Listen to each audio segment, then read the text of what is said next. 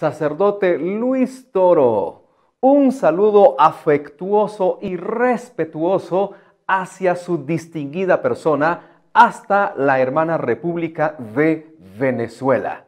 Le saluda su servidor desde Guatemala, el país de la eterna primavera.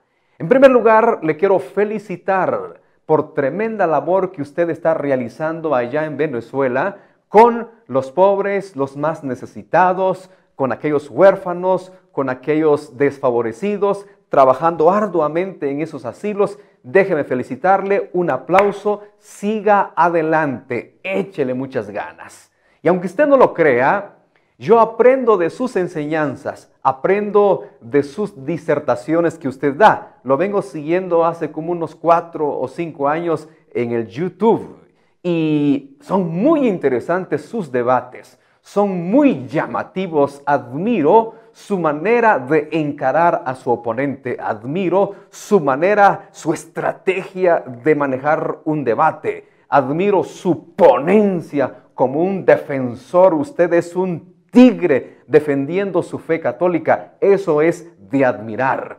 Pero fíjese que hace algunos años usted lanzó un desafío muy, pero muy interesante. Usted lanzó una pregunta y dijo que algún evangélico me muestre por la Biblia en dónde se encuentra el nombre de su iglesia tal cual está escrita.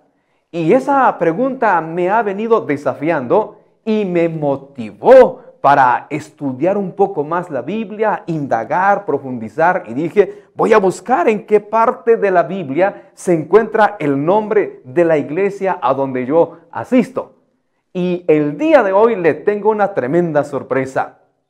Le voy a dar el libro, el capítulo y el versículo en donde está el nombre de mi iglesia, tal cual como está escrito. Pero antes, déjeme relatarle unas pequeñas historias. Déjeme relatarle cómo fue que yo conocí a Jesús. Hace algunos 3 años pasé un proceso muy fuerte en mi vida. De esos procesos que uno como humano que es, llega a perder la fe. Uno se desanima y uno dice, ¿dónde está Dios? Lo necesito hoy más que nunca. Y aunque no lo crea, en ese proceso encontré en YouTube una canción preciosísima de un grupo católico llamado Alfareros, creo que son de República Dominicana, y el tema es Si estás perdiendo la fe. Créame que este tema bendijo tanto mi vida. ¿Cuántas veces lloré con ese tema? Si estás perdiendo la fe. Dios bendiga a este grupo Alfareros. Por si llegasen a ver este video, que Dios les bendiga. Sigan escribiendo canciones que edifican, que motivan nuestra fe. Pero le quiero relatar brevemente cómo fue que yo conocí a Jesús. Bueno, le comento que yo crecí en una familia evangélica. Mis padres me inculcaron la fe del evangelio, pero les soy honesto, como todo niño rebelde, no quería ir a la iglesia. Iba algunas veces en contra de mi voluntad, otras veces con mi voluntad, y así estaba durante mucho tiempo. Y fui creciendo y me hice adolescente, me hice joven y emprendí un viaje a los Estados Unidos de Norteamérica, el cual Dios me permitió vivir 12 años en la ciudad de Houston. Y dicho sea de paso, mando un saludo para todos mis amigos de Houston que me conocen. Radiqué 12 años en esa ciudad. De esos 12 años, 4 años me aparté de Dios. 4 años viví perdidamente, le di riendas sueltas a los placeres del mundo. Ya no estaba papá, no estaba mamá para obligarme, para llevarme a la fuerza a la iglesia. Pero al pasar de los 4 años, vino un proceso muy fuerte a mi vida. Me sentía muy mal físicamente, muy mal, y me vi a la necesidad de ir a visitar un médico. Y el médico me hizo tantos exámenes y los resultados fueron muy excelentes y me dijo el médico, Diego, tú no tienes nada. Tu nivel de colesterol está perfecto, tu nivel de triglicéridos están perfectos, tu glucosa está en los niveles, en los valores adecuados, todo está bien, no tienes nada. ¿Sabes qué te hace falta, Diego? Me decía el doctor. ¿Qué? Le decía yo. Necesitas salir a divertirte, a distraerte. Busca una novia, distráete, Diego. Le dije, doctor, pero si de allá vengo de distraerme, vengo de estar dándole rienda suelta a los placeres de la vida. De allá vengo, doctor. ¿Cómo usted me dice que ese es el remedio que yo necesito si de allá vengo? Me dijo, no, lo tuyo es psicológico, necesitas diversión. Comprendí que mi problema no lo iba a solucionar un médico ni la medicina. Entonces fue así que me acerqué a Dios y recordé lo que mis padres me enseñaron sobre la necesidad de buscar a Dios. Entonces corrí a una librería y compré una Biblia. Y entonces comencé a leerla. Pero en ese tiempo empecé a escuchar radios cristianas, empecé a ver canales cristianos en la televisión y yo dije, bueno, voy a tomar una decisión. ¿Qué fe tomar? Y empecé a ver varios programas religiosos donde salían programas católicos, programas evangélicos, programas de los adventistas, de los pentecostales y un sinfín de doctrinas que salían. Pero yo dije, yo voy a tomar una decisión. Nadie me va a obligar qué fe voy a tomar, pero sí estaba dispuesto a tomar una fe. Pero nadie me va a obligar. Pero también en ese tiempo pasé un proceso de confusión. Me bloqueé porque decían los adventistas que ellos tenían la verdad. Decían los evangélicos que ellos tenían la verdad. Decían los católicos ellos tenían la verdad, los presbiterianos tenían la verdad, los metodistas tenían la verdad, la iglesia bautista, que es muy fuerte en Estados Unidos, decían que tenían la verdad. Entonces yo dije, ¿y quién en realidad tiene la verdad? Todos dicen tener la verdad, todos dicen tener la salvación. Me bloqueé, me confundí en un cierto tiempo, pero hay algo interesante. Todas esas doctrinas están en desacuerdo doctrinalmente, pero hay una cosa en que ellos coinciden. Hay una cosa que ellos tienen en común, que todas estas religiones y doctrinas afirman que este libro es la palabra de Dios. Los católicos afirman que la Biblia es la palabra de Dios. Los hermanos evangélicos dicen que la Biblia es la palabra de Dios. Y así todas las iglesias y religiones afirman que es la palabra de Dios. Y yo dije, todos no pueden estar equivocados. Seguramente tienen razón en este punto. Entonces dije, si todos ellos me están afirmando que la Biblia es la palabra de Dios, yo también voy a creer que la Biblia es la palabra de Dios. Entonces tomé una decisión de leer la Biblia. Y no una semana, y no un mes. Durante un año leí la Biblia. Casi toda la Biblia. Tampoco le voy a decir que todo. Me atrevo a decir que leí un 80% de la Biblia. Salté algunos libros, pero me atrevo a decir que sí leí un 80% de la Biblia. Y llegué a una conclusión y a una decisión. Leí casi toda la Biblia.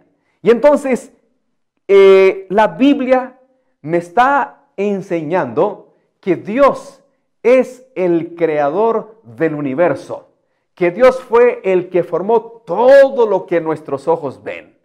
Y también la Biblia me enseñó que Dios fue el creador del ser humano, creó al hombre y a la mujer.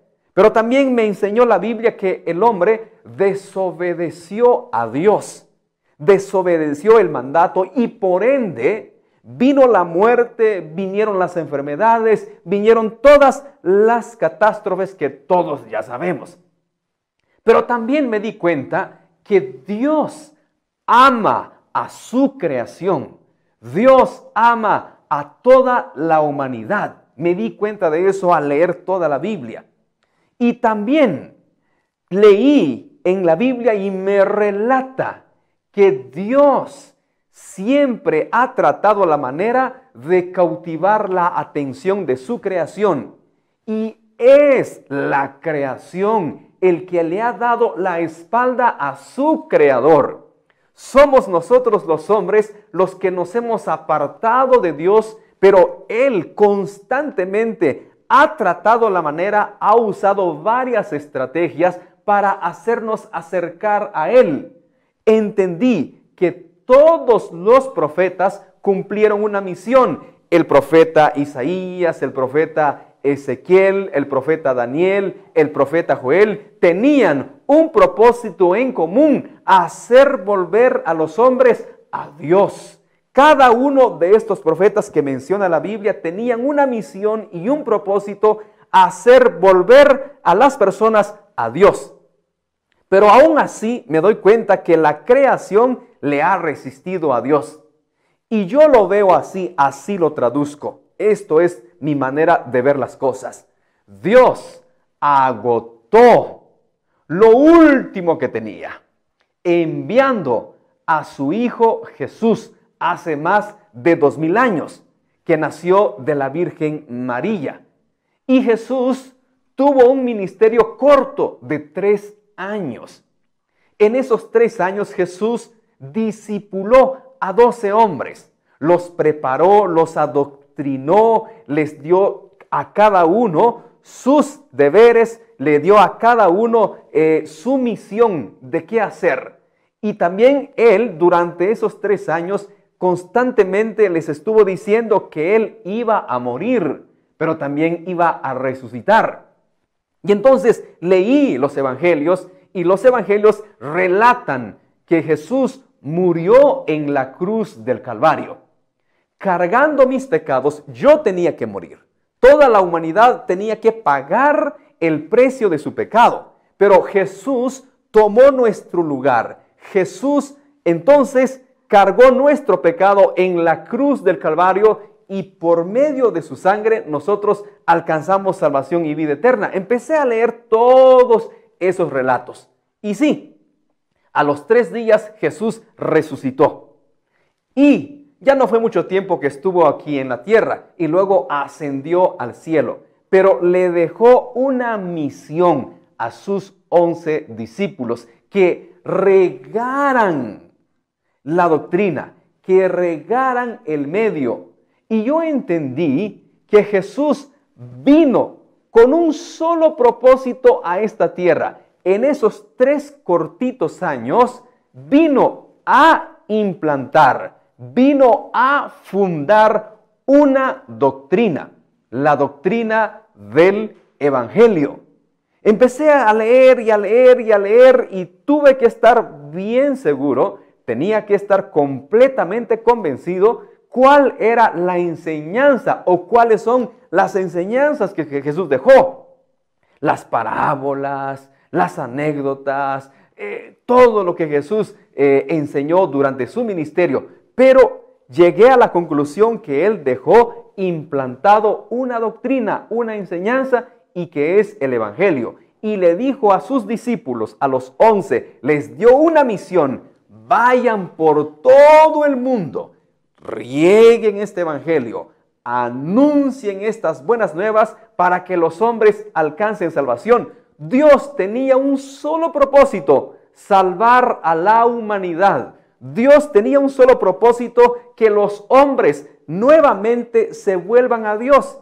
Y que Jesús dice que reconciliaba con Dios, consigo, al mundo. Por medio del sacrificio que Jesús hizo en la cruz del Calvario, la humanidad fue redimida de sus pecados. Entonces, llegué a una conclusión y a una decisión. Dije: no voy a seguir ninguna religión. No voy a seguir ninguna iglesia. Voy a seguir a Jesús. No voy a creer en ninguna religión.